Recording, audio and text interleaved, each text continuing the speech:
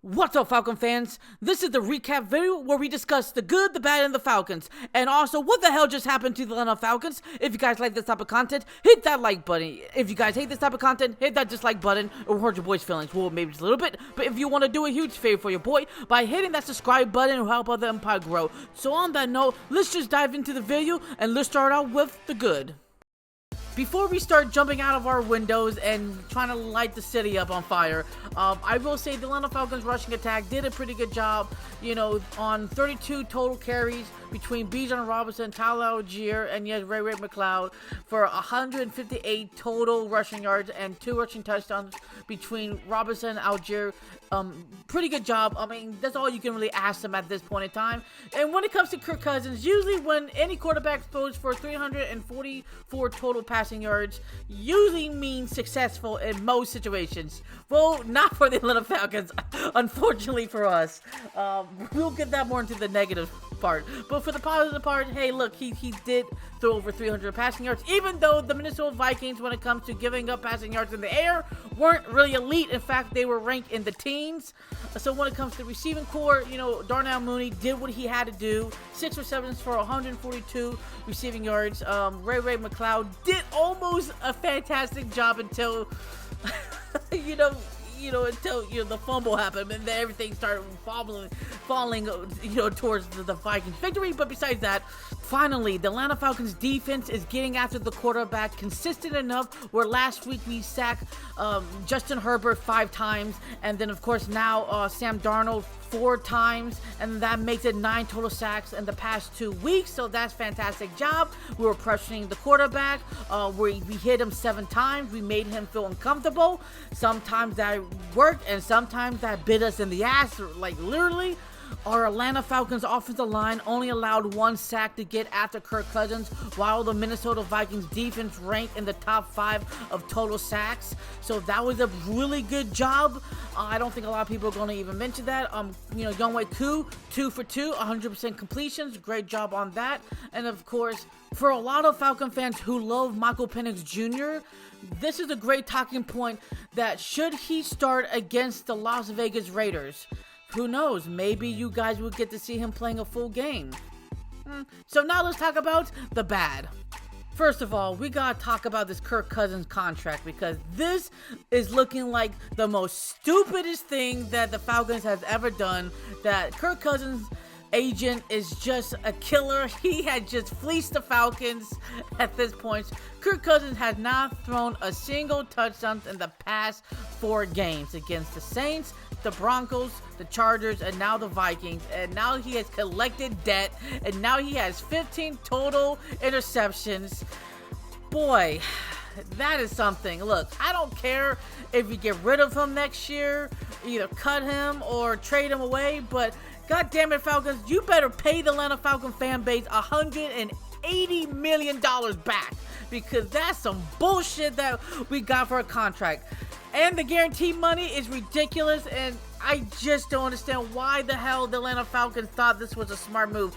I always said this: sign him on a 2-year contract, because a 4-year contract does not make sense realistically because of the injury he suffered, with the Minnesota Vikings against the Green Bay Packers last year.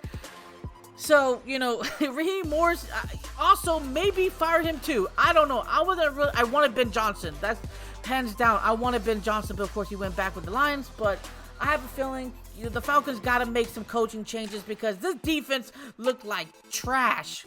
Back old school Atlanta Falcons defense trash. I mean, boy, the Vikings offense made us look so stupid looking. And now I know a lot of fans will say, well, I could have done better than that if you put me on the field. And maybe, but I'm not gonna lie, we gave Sam Darnold probably the best game of his entire career. Not a shocker, because Atlanta Falcons usually allow the opposing team to have field days against us.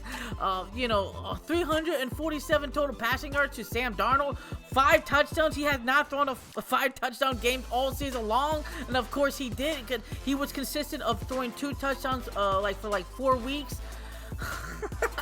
It's like, are you kidding me? I mean, come on. Like, he had one of the best passer ratings ever. Of course, the rushing attack for the Vikings. I knew we weren't gonna shut them down, but we almost try to do the best we can. But you know, I said this in my preview video.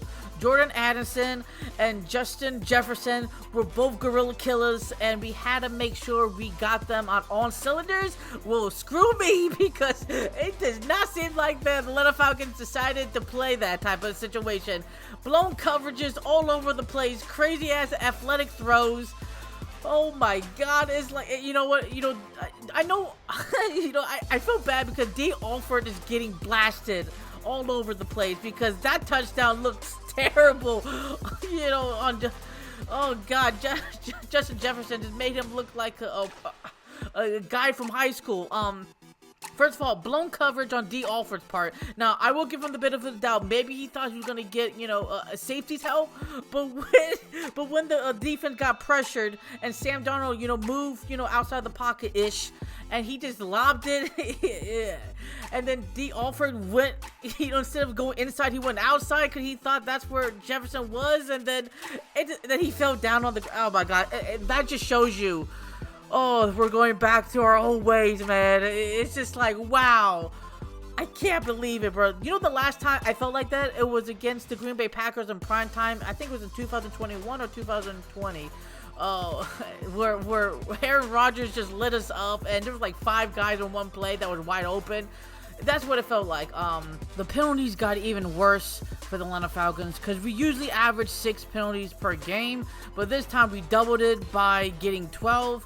And I just don't understand why the Atlanta Falcons defense are playing Jekyll and Mr. Hyde when it comes to these quarterbacks, because we did a pretty good job against the Pittsburgh Steelers quarterback, the Eagles, the Kansas City Chiefs, and somewhat the Carolina Panthers, the Dallas Cowboys, the Saints the first time, and of course the Chargers, not allowing them to score over 3 touchdowns in the air. But then again, we allowed the Tampa Bay Buccaneers twice with Baker Mayfield to go for 4+ touchdowns. And of course, Seattle got touchdowns. Denver definitely got their touchdowns. And now the Minnesota Vikings got their touchdowns. And so we're just not consistent enough in containing them efficiently enough. Consistently as well, pretty much I'm saying. So now let's talk about the Falcons.